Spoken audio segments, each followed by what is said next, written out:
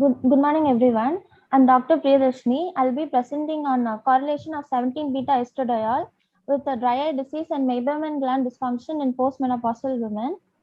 Uh, there's no financial interest. Maberman gland dysfunction is one of the leading causes for evaporative dry eye in postmenopausal women than men due to altered hormonal changes.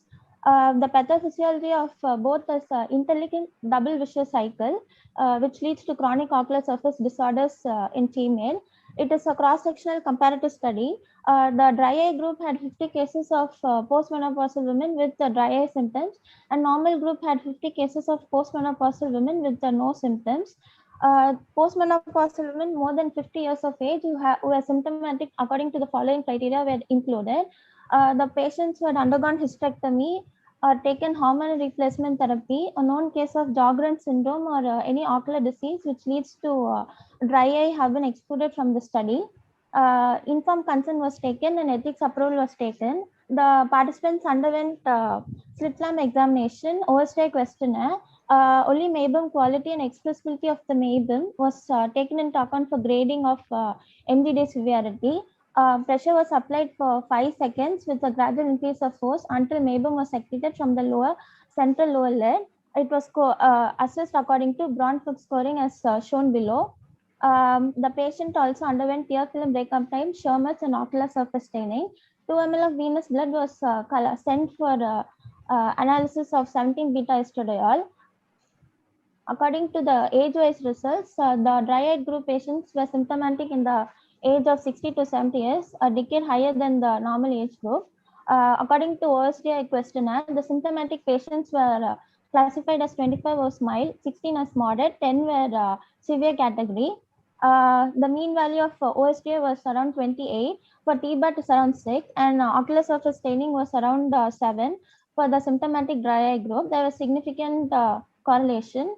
As seen in the graph, there was the orange bar shows altered Mabum expressibility and Mabum quality when compared to the dry eye compared to the normal group patients. This is for the right eye and this is for the left eye.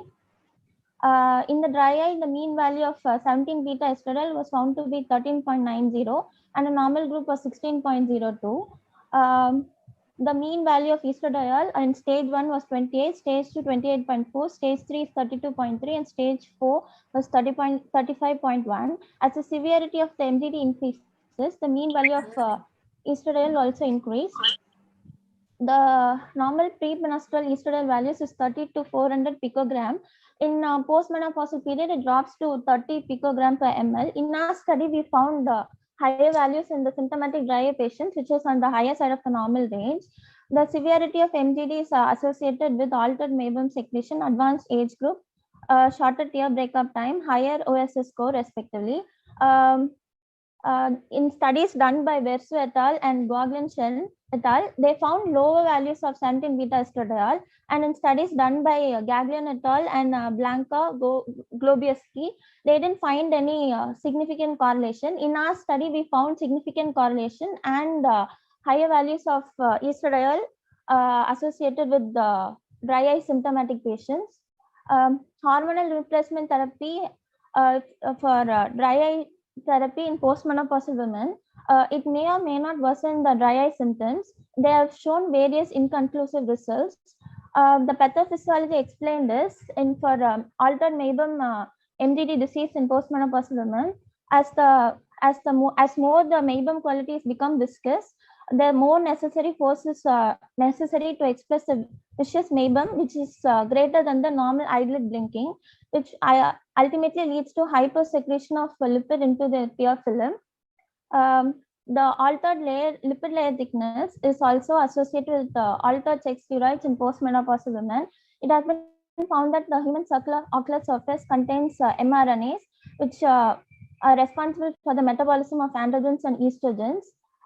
In our study, we used ELISA to measure the serum estradiol level, which has some limitations. More the factors like diet and health of the patient was not considered. Thus, higher serum estrogen level will alter Mabum gland morphology, will lead to evaporative dry eye disease in postmenopausal women. The takeaway message is we have to create a newer technology to improve the for measuring the sex hormones to improve the sensitivity and the specificity rate. A specific questionnaire should be created for NGD for assessment and research trials, and further research should be conducted to study the effects of sex hormones treatment or for dry eye disease in postmenopausal women. Thank you. These are my references.